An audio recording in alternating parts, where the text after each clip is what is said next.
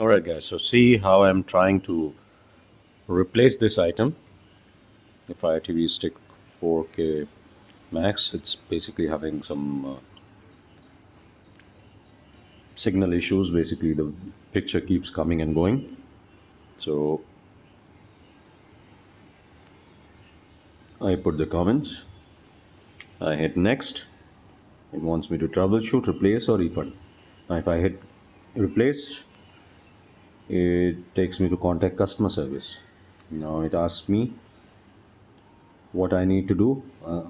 I go to talk to us because I already know that if I go to orders again, it will put me on loop. But this time it is putting me on loop even now. There's no option of if I put on other issue, it's basically pickup related thing. And here when there's no pickup, no return request, then there is no option of pickup related. Now I hit on cancel or return. I click on I am unable to see the replacement option. I am seeing replacement option, so this option do not apply. But anyway, it's basically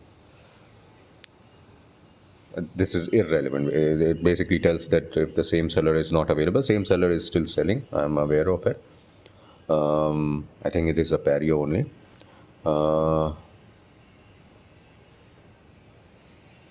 NAM is not effective. I'll choose.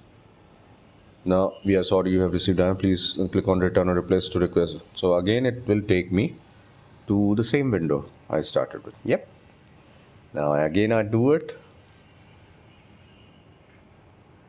Losing signals randomly.